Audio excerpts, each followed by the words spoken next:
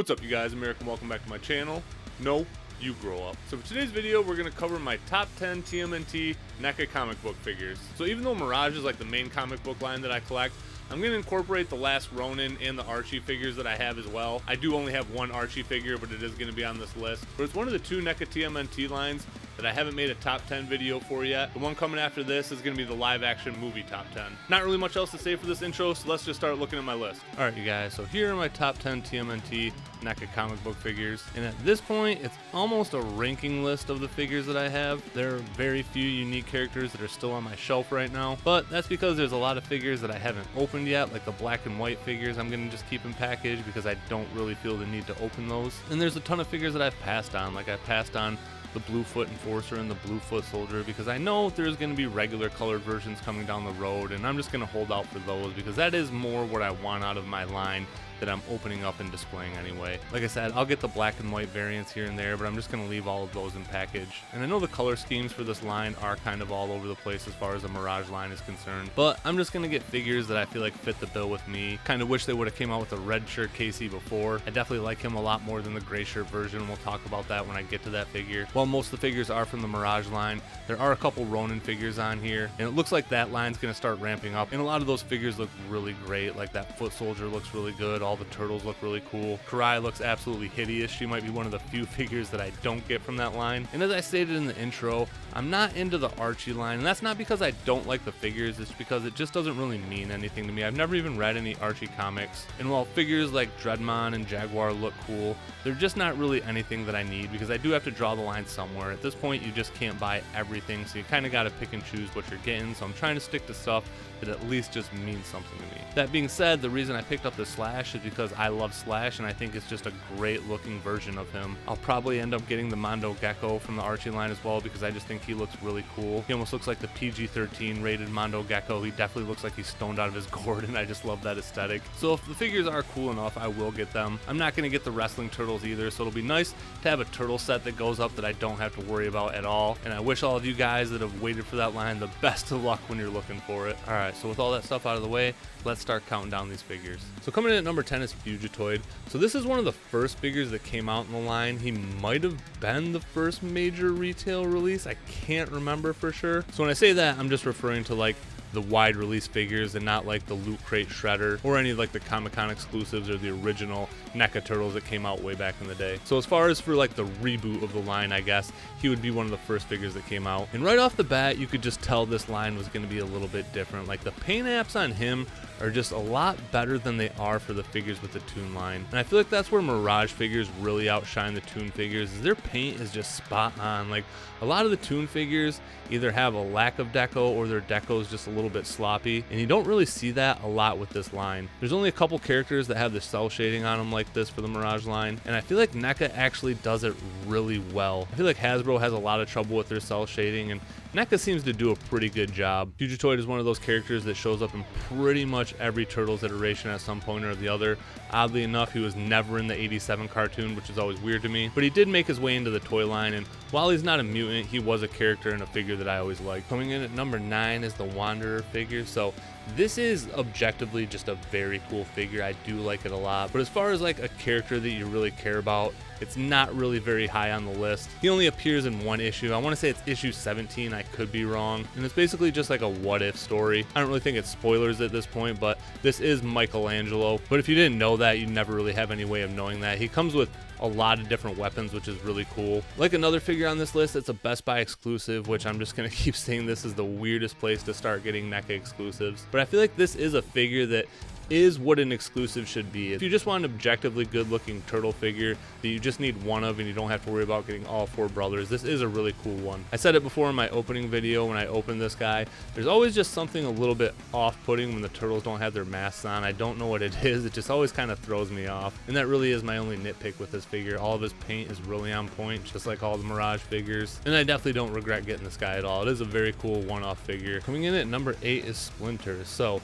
there's one thing that I really appreciate about a line is when they scale their figures well, especially for display purposes. It's just a lot funner when you have a lot of different sized characters, and you love getting the bigger figures like the Triceraton back there, but it's also really cool to get much smaller figures like this. I know it's harder to justify selling him for the same price point as some of the more regular sized figures, but he did come with a lot of really cool accessories. But I don't really regret paying the same amount for him that I would any other figure, because I like him just as much as any other figure, if not more. I've seen a lot of people make like the custom gray robes for him, and they do look really cool, but I don't mind that he has the red robe. It's kind of a mash between the original action figure and the comic book one, so I can live with the red robe. If the gray one comes out, I probably still will end up getting it. But for now, I do really like this version of Splinter, and I'm really glad we got him. Coming in at number 7 is my only Archie figure that I have. It's Archie Slash. So Slash is one of my favorite characters. He's my favorite original Playmates figure, and this iteration hits really close to that, so that's why I wanted to get him. He's everything that I wanted the Toon version to be, and that's definitely my most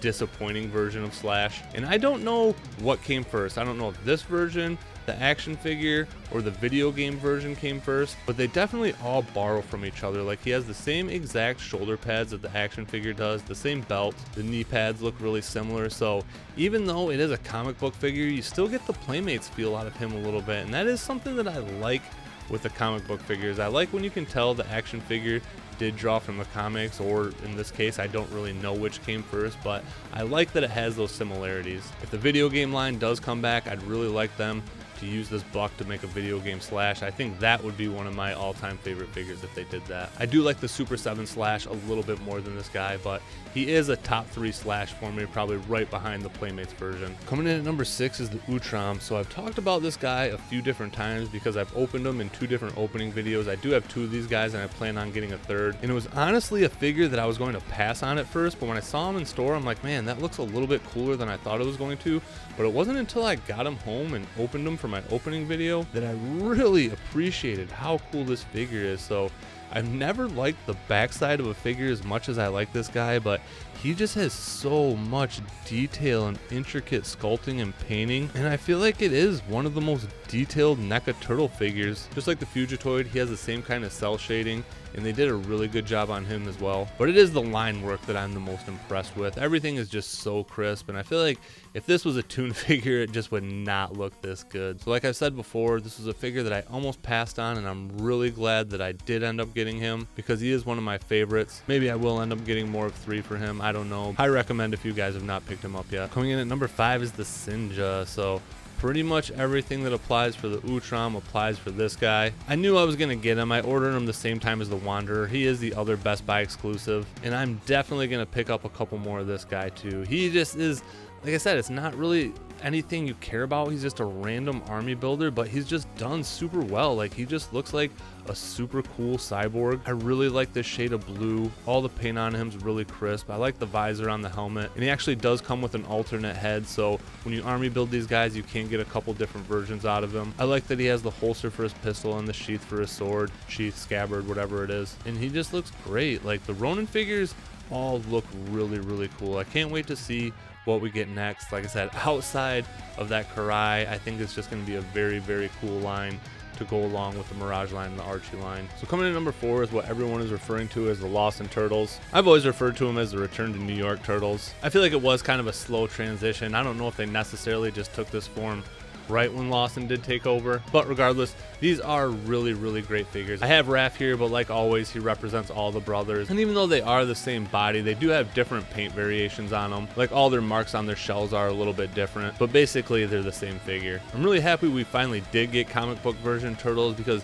it's really weird that they did start the line without the Turtles. It just seems like anytime you start a line, you should start with the Turtles. So we never knew when they were going to come, but when they did, I don't know if anybody really expected them to be this version. I think a lot of people probably thought they were going to be the original version, and I did myself. So I hope we do get them someday, and they honestly probably would rank a little bit higher than this guy does. I have the KOs, but I'm not going to include them on this list because they aren't official NECA figures. And I do really like these turtles. They probably are one of my favorite sets of turtles. I feel like I might have to eat crow on a video I made earlier saying that I thought these were going to be readily available. It's crazy that they haven't gone up for pre-order anywhere else. Like the Splinter came out at the same time and he's starting to hit other places. But Big Nerdy from Nerdzoic, who runs an online store, said that he hasn't gotten any information that these guys are going to him. And if they're not going to him, it means they might not be going up for regular release. So if these guys don't come out sometime soon, I'm gonna make a video saying that I'm basically a moron and to ignore that video I made about these turtles. But it would be a shame if you don't have a chance to get your hands on these turtles.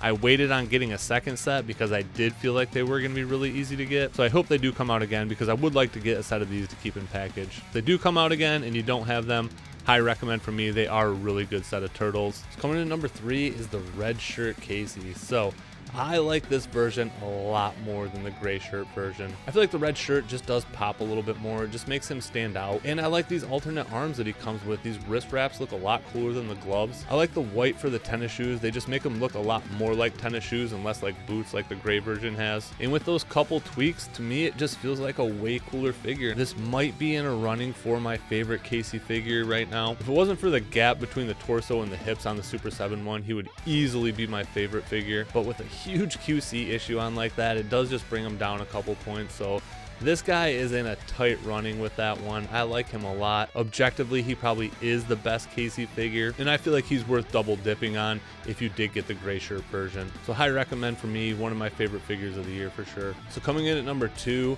is the Triceraton.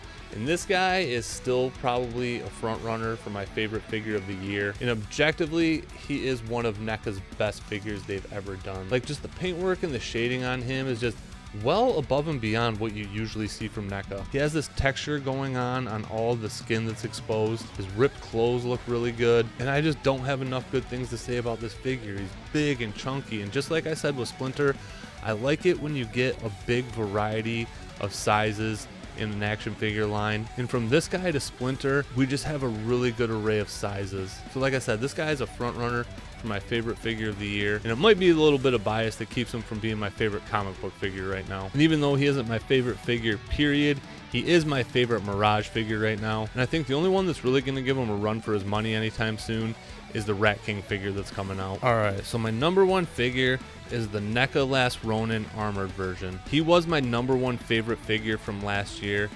Honestly, I think that might have changed. I do think I have a figure from last year that I like a little bit more than him, and it's that Fury Toys Samurai Spring figure. I think I ranked him 3rd overall, but over time, I think he's become one of my favorite figures, if not my favorite turtle figure. So I'm very excited to get more figures in that line. But back to this guy, I don't want to steal his thunder at all. I don't know what it is. I think it, like I said, I think it might be a little bit of bias, but I think this is one of NECA's best turtle figures. Like, it's everything that they do right mashed into one figure. Like, his paint is just on point, the detail is on point. The only real bummer is he only came with 1 Tonfa, so I took the other one from the unarmored version, and they do have a little bit of different deco on them, which is kind of annoying. But that's really my only nitpick with this figure, is that he didn't come with 2 Tonfas. Like, even just the real rope on his grappling hook right there, like, that's just such a nice touch. He comes with 1 of each of the weapons from the 4 brothers, and that's just, I don't know, I like that about the Ronin, that he carries all the weapons, and I like that he can carry all the weapons on him. Like, that's a really cool feature for an action figure when they can hold all their weapons. And he's just awesome. Like, he sits right on my desk. He's one of my favorite figures. First issue of The Last Ronin is probably one of my favorite comics of all time. Definitely one of my favorite modern comics. And even though the story's a little bit rushed, like, I still do love it a lot. It's just a story that got me kind of back into modern comics and got me back into comic shops. So it's definitely something that's like going to become modern nostalgia for me. Like, the Ronin is really important to me, and I feel like they killed it with this figure, and that's awesome. I bought 2 of them. I have 1 that I keep in package.